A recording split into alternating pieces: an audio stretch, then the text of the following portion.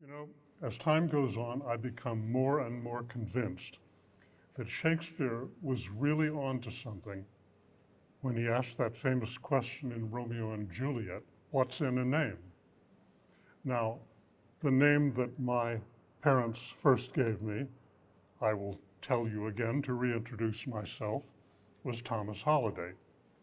From birth to about the age of 12, I was universally called Tommy, except for my Arkansas uncle who liked to call me Tomcat.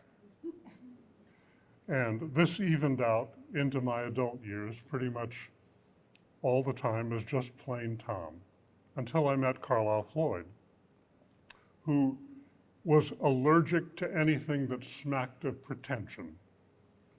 And Carlisle confessed to me once, whenever I introduce you to somebody in my family or to one of my friends, it just feels unbearably pretentious if I say, this is Tom Holliday, my biographer.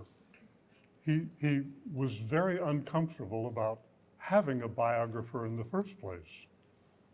Now, he had to come up with something as an alternative. And he said, I've got it, Bio Tom.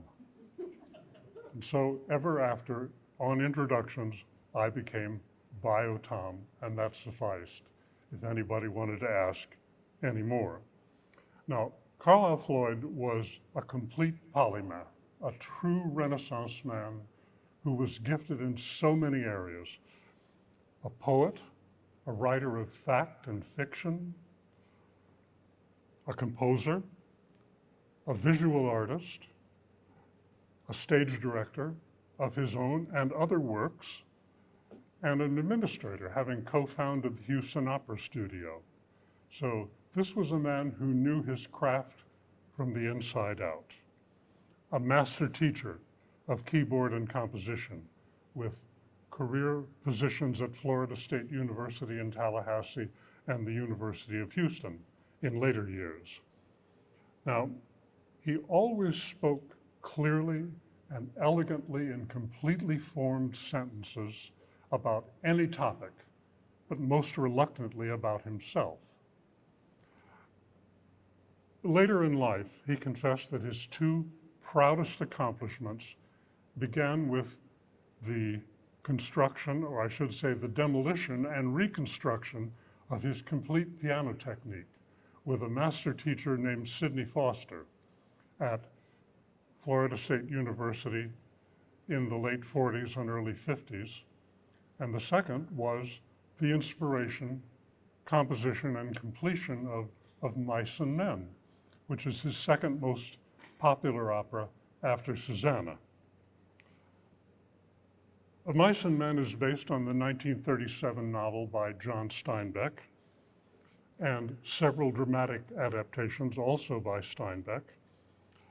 And the opera began its genesis from a conversation with the famous basso Norman Treigle and the great dramatic tenor Richard Castley. And this happened in 1963.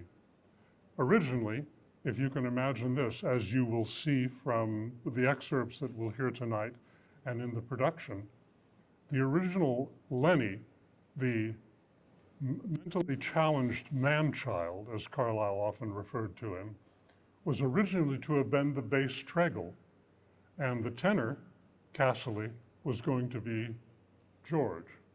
So that would have been an interesting proposition as well. But by the time those two extraordinary artists had the chance to sing the premiere, they had moved on to other things, and it was, after all, 7 years later.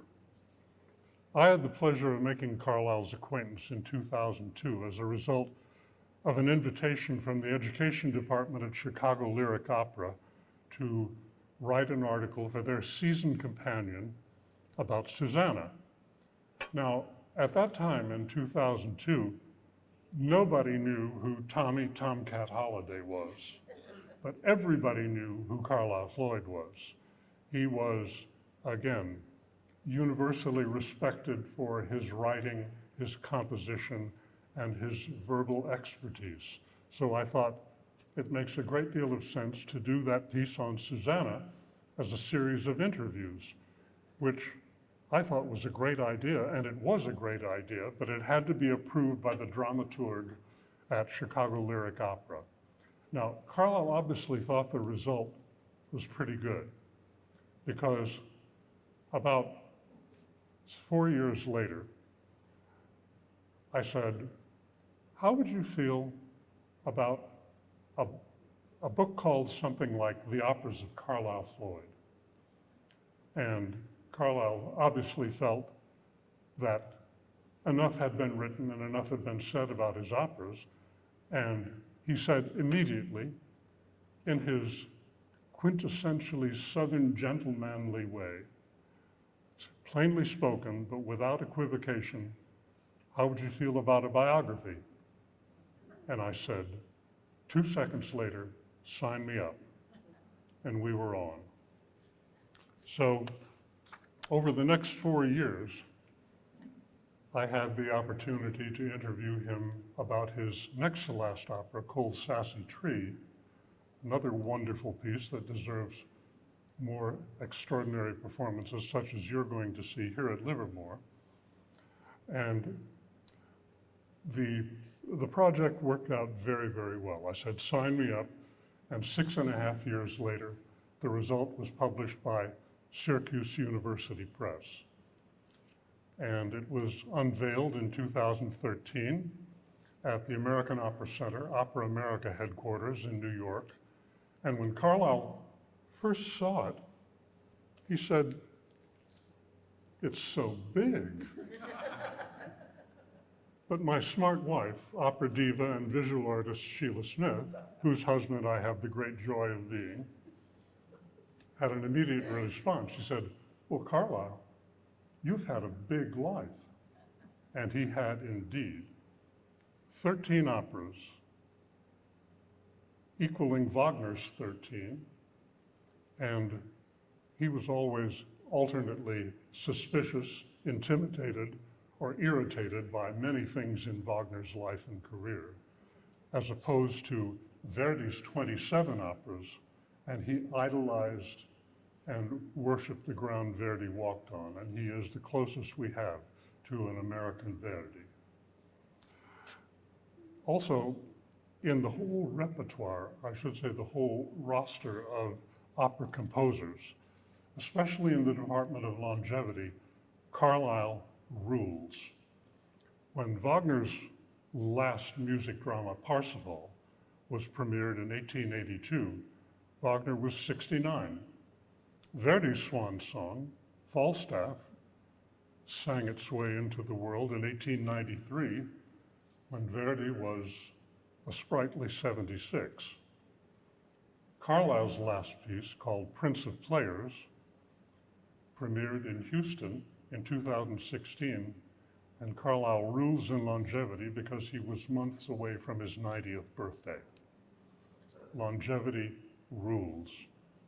Prince of Players is a fantastic piece too that I hope you get to know.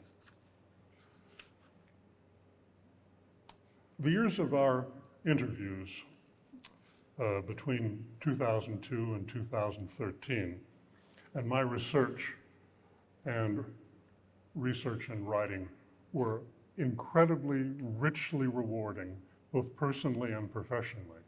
In the course of that time, I was pretty much adopted as another member of the Floyd family, specifically by his sister Ermin and her daughter and Carlisle's niece, Jane Matheny, whom I'm sorry could not be here tonight.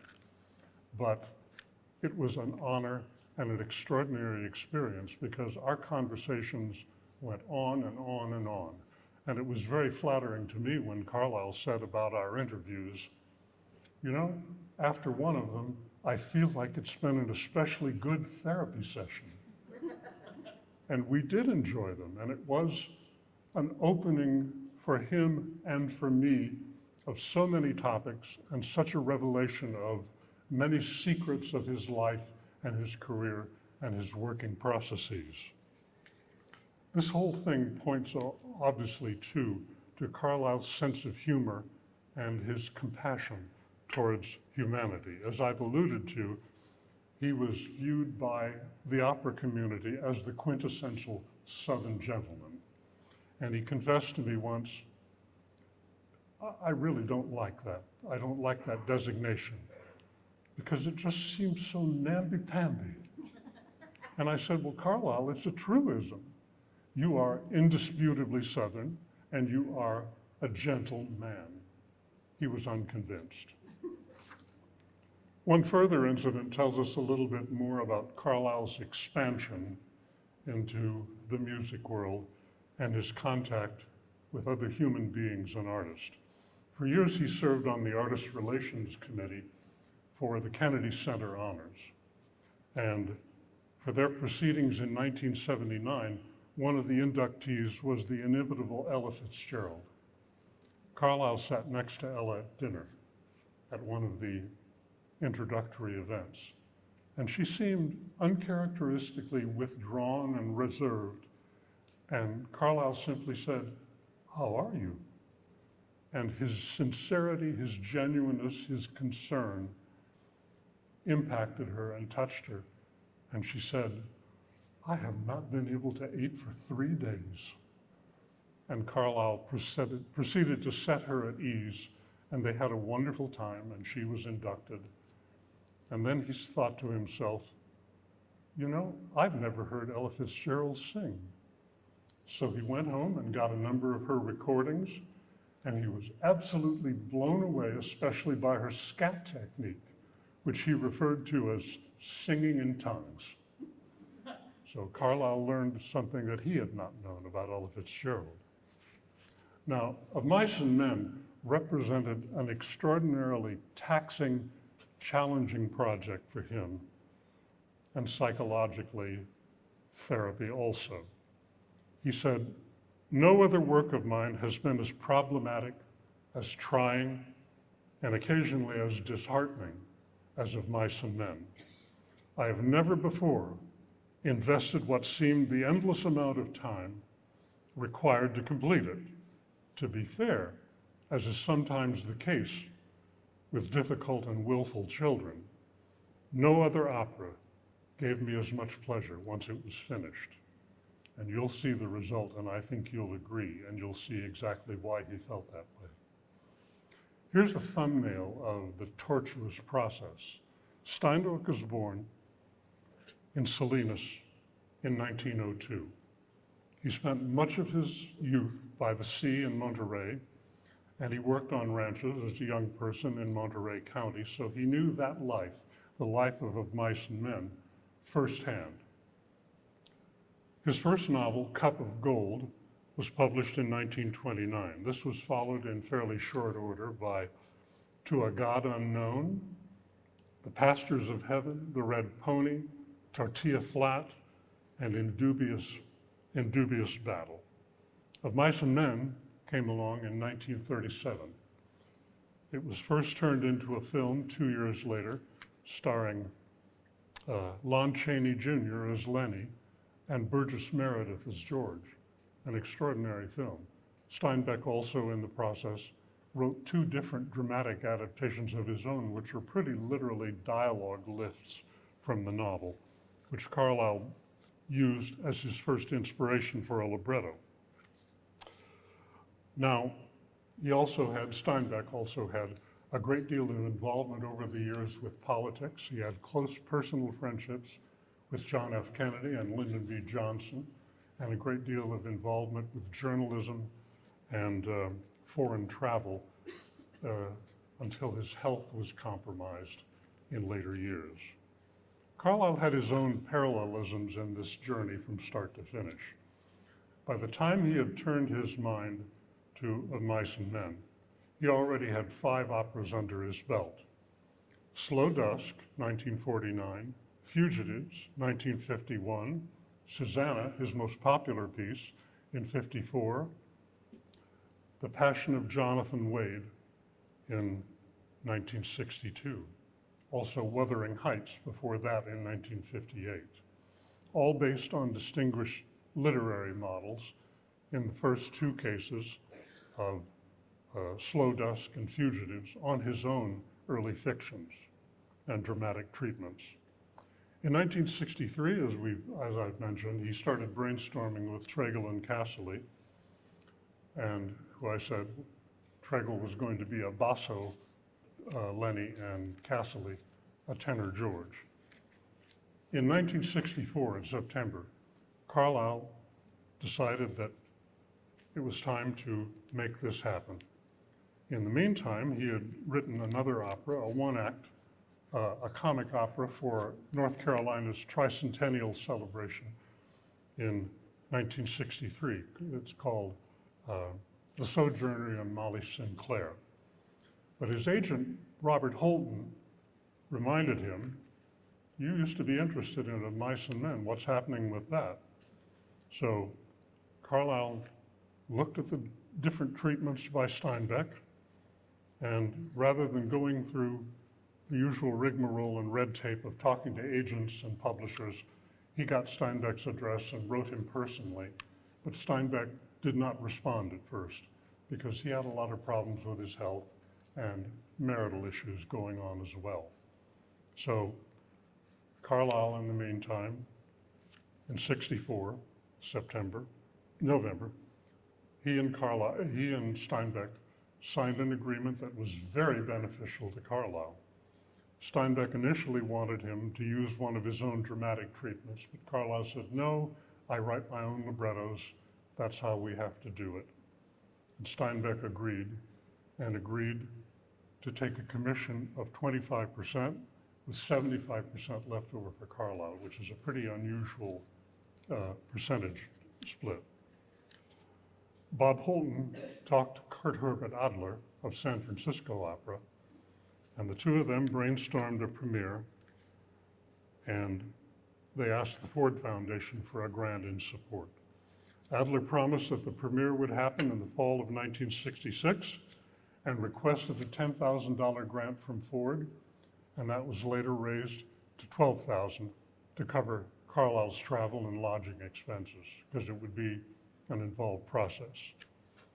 In February '65, Ford Foundation approved the full 12 grand. And this was to be delivered in 4 different installments. Upon signing the contract, delivery of the vocal score, delivery of the full orchestral score, and after the premiere.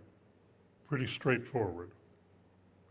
This was soon postponed because Adler started hedging, and he said he would consider the premiere for 1966.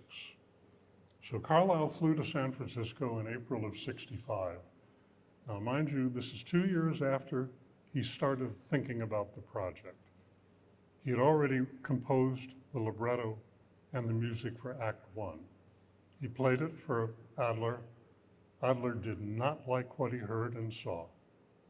And he said, the only way this is going to happen is if you agree to revise as I suggest. So Carlisle is pretty shaken.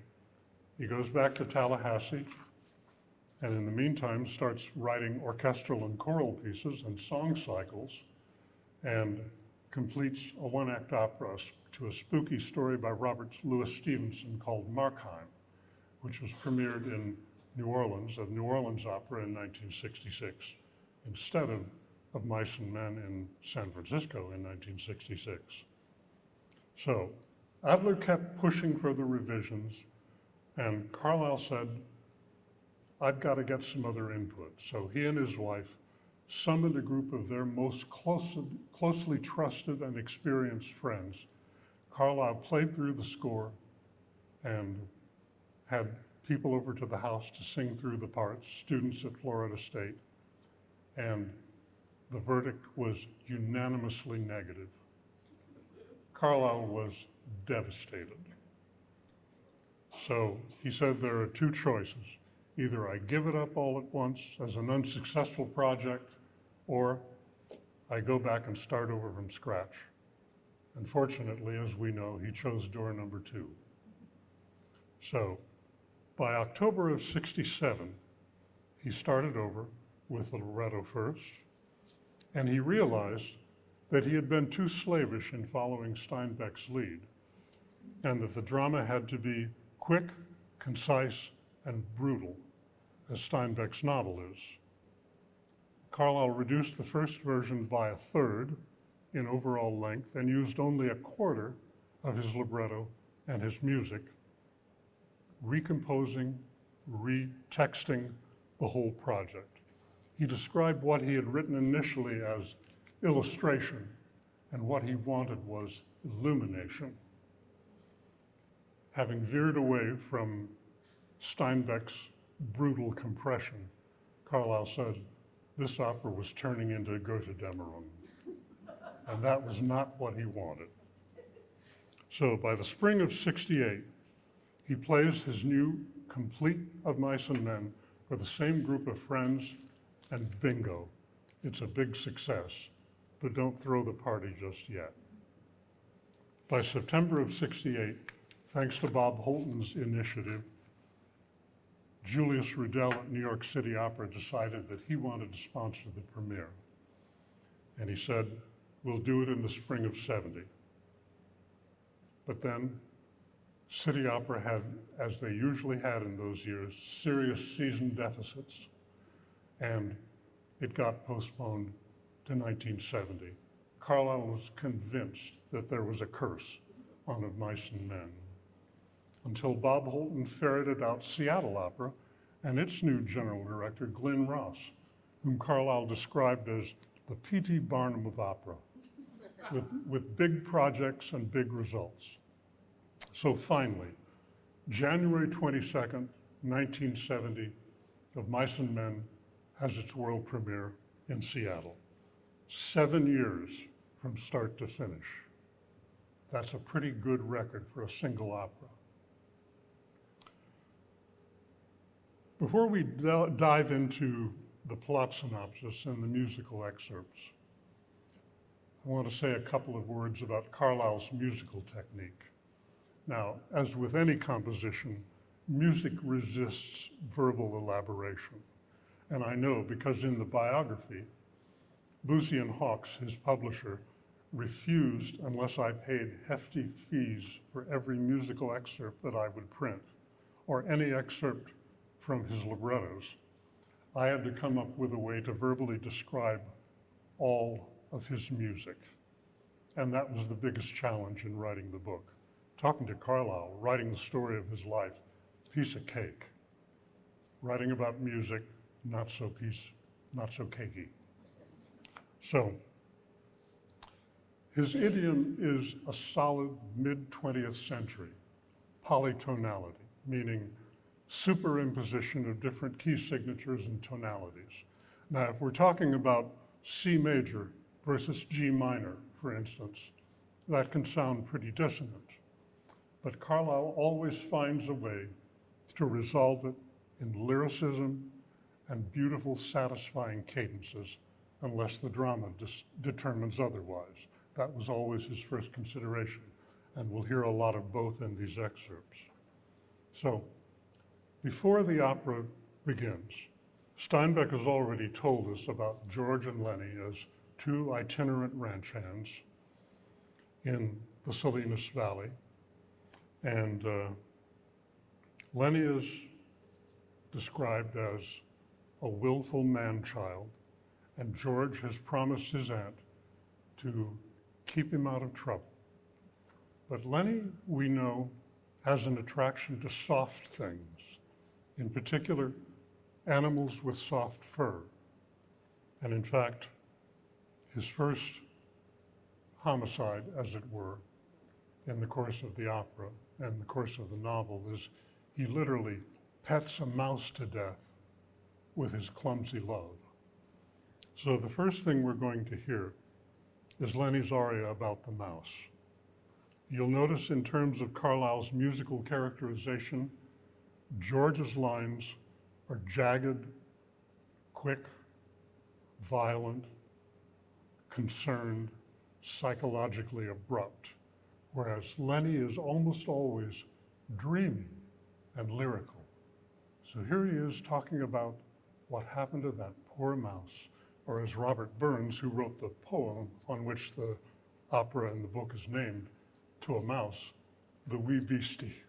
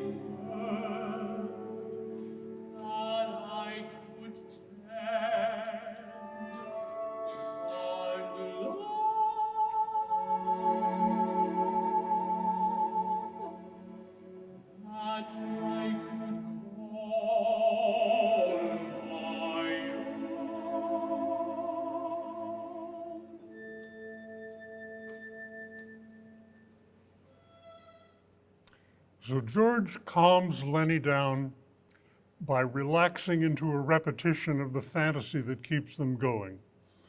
The farm, the house, the acre of land that they're going to have that will take them out of the transitory ranch hand life. And the scene ends on literal and figurative high notes. And you'll hear now George adopts Lenny's lyrical mode in the repetition of their dream. One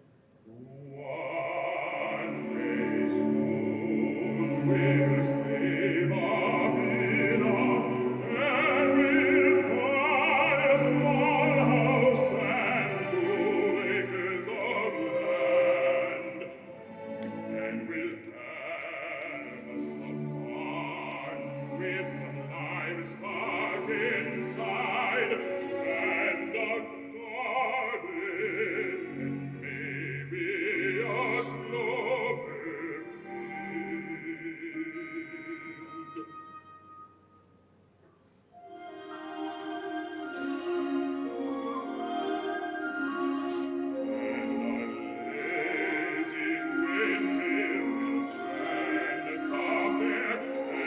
Shadows will crawl across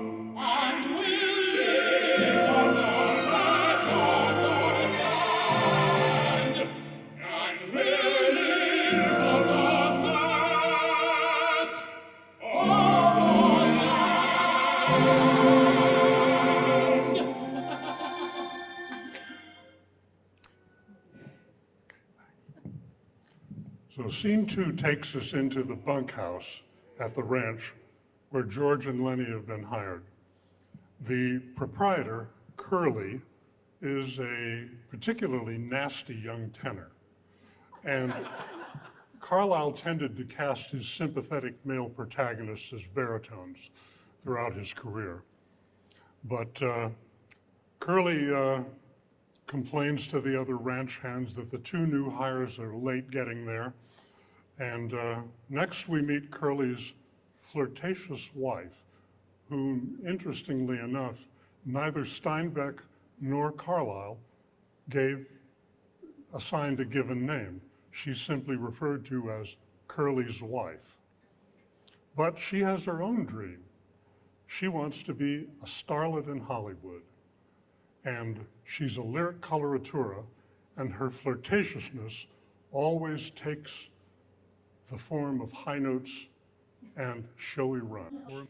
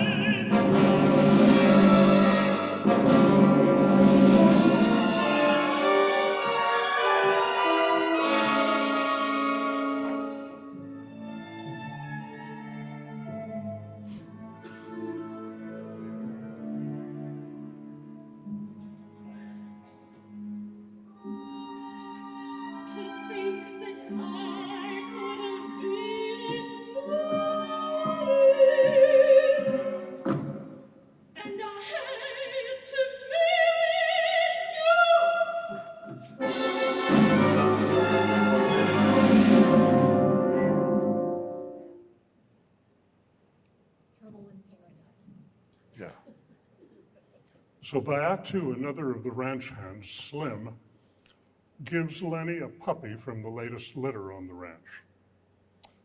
George, meanwhile, discovers an ad in the local newspaper for a piece of property that meets all of their expectations for a place to go. Curly intrudes on their jubilation and provokes a fight with Lenny. Bad idea.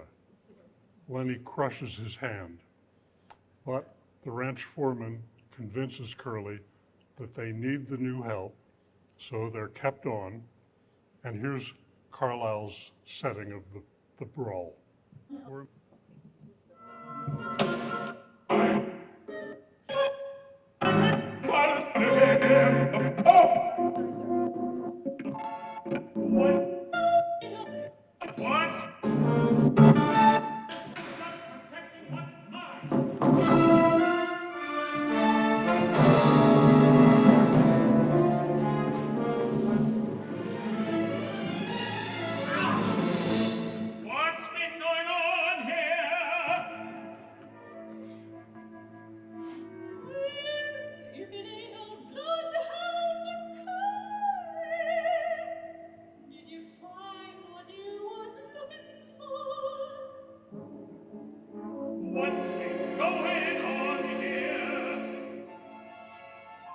Nothing, Curly, nothing at all.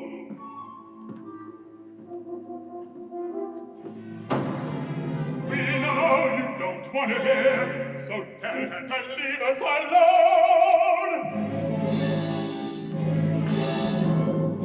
Trying to tell me what to do.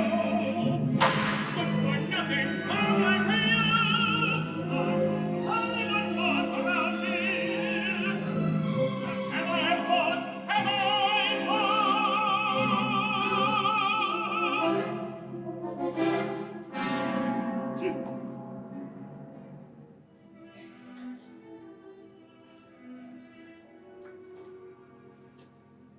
I say you're just itching for fight. And I guess I've been elected. Who the hell you laughing at? No big bastard's gonna laugh at me. No! Get out! No! No! No! No! Give him my love. Big boy. Give him my love.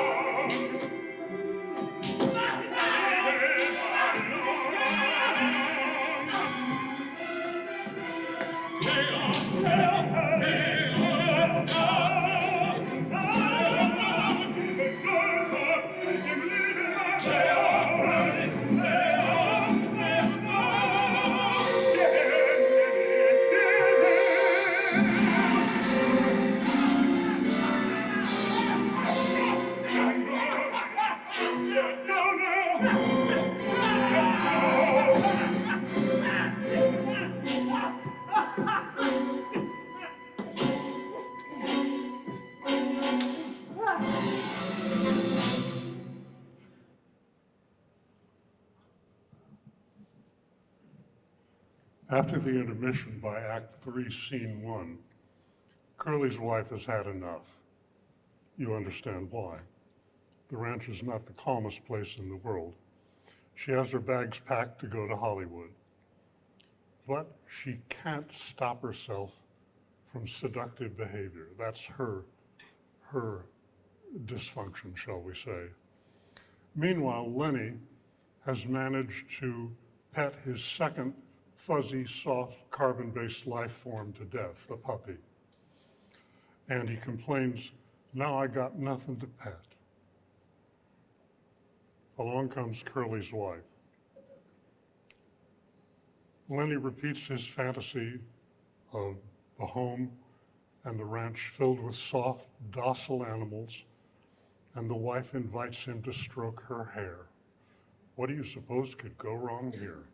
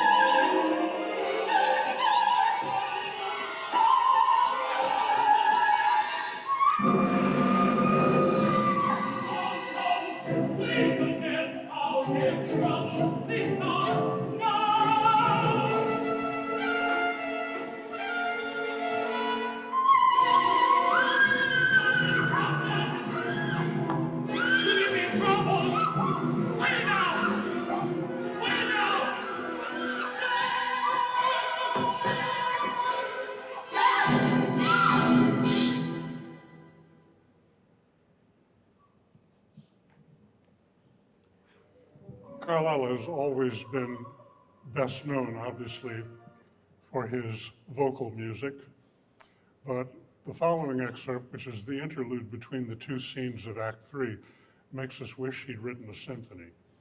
What we'll hear is a polytonal torturing of the themes of hope and fantasy of George and Lenny after the discovery of the wife's corpse as they flee back into the country.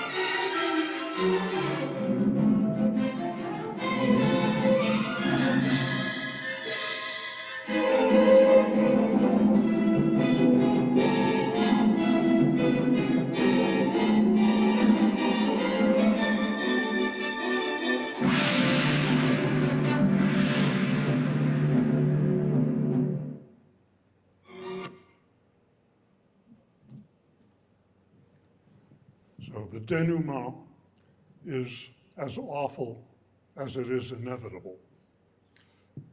After the flight back to the banks of the river where the opera began, George realizes that the situation has gone far beyond simple flight. After again he calms down Lenny with a repetition of their fantasy, inviting Lenny to look across the river and see the realization of their dream.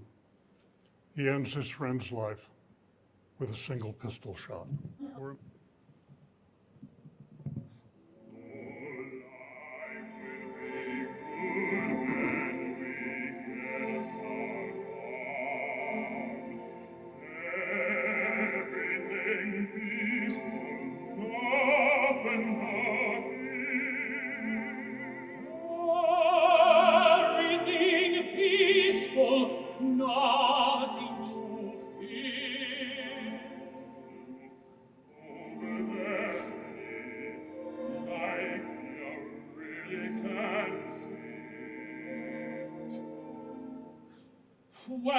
George, where? Across the river and over that hill, just look for the pasture and the green clover field. And you see now, and you almost see. Where, George, where? I can't see it yet. Just look for the windmill and the beautiful trees. It's over there. Where? And it comes now. George, look ahead. Still looking. And when we get aside, I'm looking, George. Still looking. Nothing hurry. Everything is wrong. I see it, George. I see it.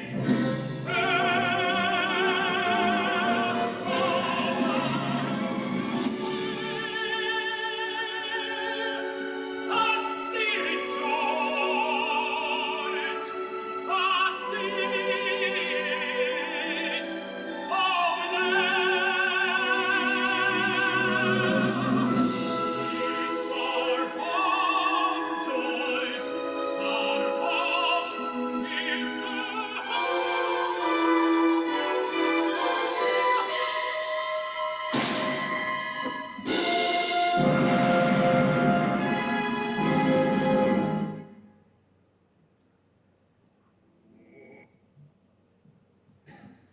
So in discovering and wrestling with Steinbeck over the course of 7 years, Carlisle confirmed his love for great literature as the spark for his text and his music.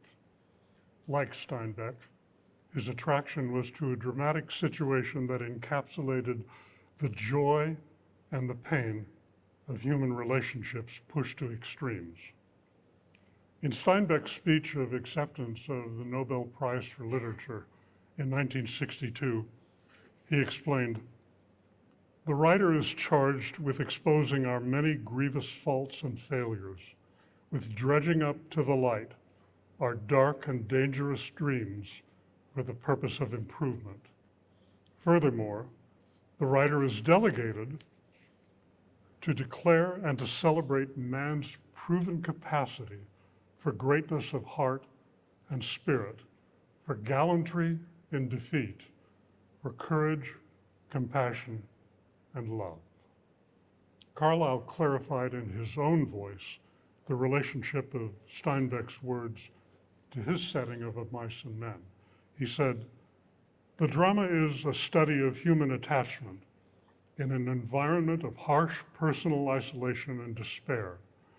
And what Steinbeck is saying throughout is that even George's unsatisfactory but nevertheless tender relationship with a slow-witted man-child is preferable to the loneliness and rootlessness of his fellow ranch hands. The newspaper ad becomes the symbol of the search for a house, an end to loneliness, which is what the whole thing is about. At the end, when Lenny is shot, George pulls out the ad and puts it into his hand. Now what's left is you come to the opera and listen to the music, talk amongst yourselves, and appreciate the greatness of Steinbeck and Carlisle Floyd. Enjoy.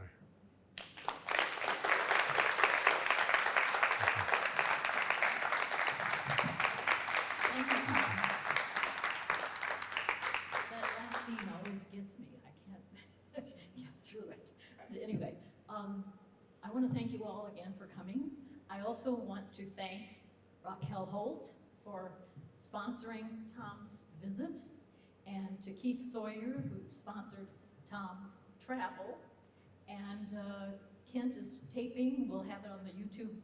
Kent Ketzinger is taping, and we'll have it on our YouTube channel shortly. And who else? Oh, Sonia and Monica for taking our tickets and that kind of stuff.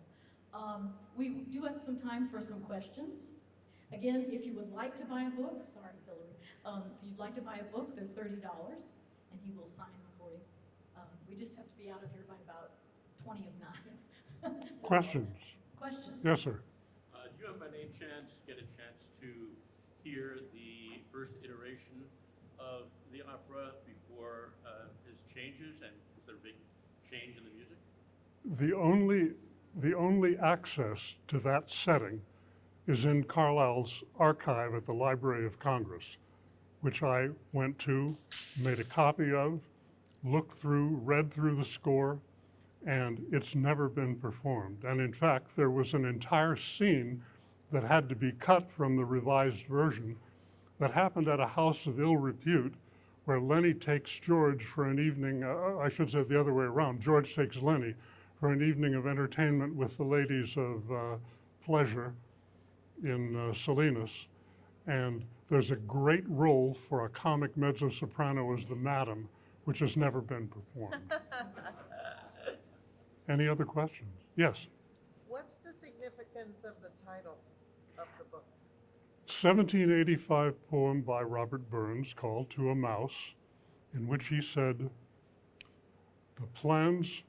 all the plans of mice and men afgänge often go awry, meaning that the mouse, although it's soft and furry and vulnerable and nonverbal, has certain advantages over the human being who, though verbal with plans for past, memory of the past, action in the present, and possible action in the future, really has no control over those plans.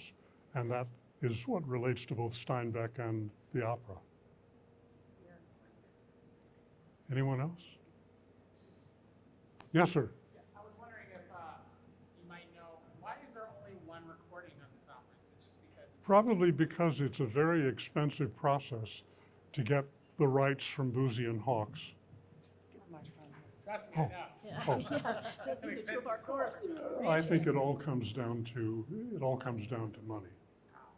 There has only been, let's see, 2 professional recordings of Susanna, one of Mice and Men, one of Cole Sassy Tree, and one of Prince of Players. So a lot of Carlisle's, and there's also one out of Wuthering Heights. It's a live broadcast, I think, again, from New Orleans Opera.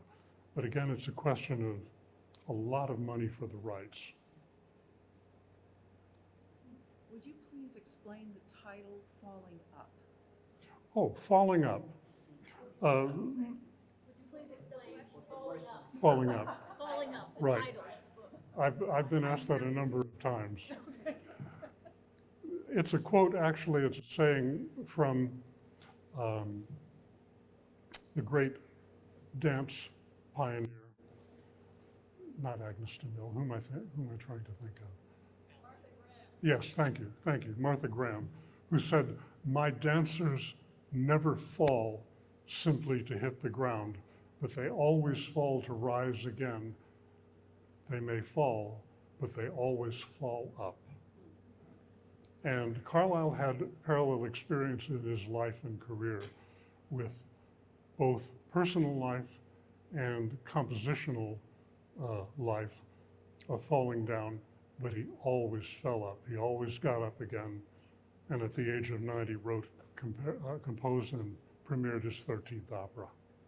So it's about, again, the human story of triumph, of triumphing over obstacles, beating the odds. Yes, sir. Besides Mice and Men and Susanna, what other operas of Floyd you would consider the best? Well, Susanna has turned out to be his most popular opera, probably because it has the greatest percentage of recognizable and repeatable and singable tunes. But as you've heard tonight, there's plenty of beautiful singing and lyricism of Mice and Men. But in terms of a musical idiom, it's a much more challenging piece, more difficult to cast, And it asks more of the audience, both the performers in terms of singing and acting, and the audience in terms of wrenching through No, but I lots. asked what other operas besides these two Oh. considered. Oh, Slow Dusk, his first one-act opera, which is set in the South. Fugitives, which is based on his own, a short story of Carlyle's from his college years. Susanna was his third opera, and followed by Wuthering Heights, which has gotten a fair amount of play and a couple of recordings from private performances. Also, again, each of his operas represents a compositional increase in the sophistication of his technique and the complexity of his musical materials. And it goes in a kind of through line through The Passion of Jonathan Wade, which is a Civil War story. And Carlyle compared that to his version of Verdi's Don Carlo, a big opera, a long opera with a huge chorus and a lot of serious drama, which exists in two very separate, different versions.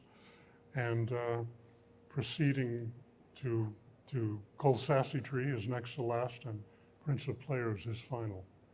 But they all are what I'd call singer and audience friendly. Anyone else? It's been a pleasure. It was a pleasure getting to know Carlyle, and an honor being adopted as an honorary Floyd. Thank you.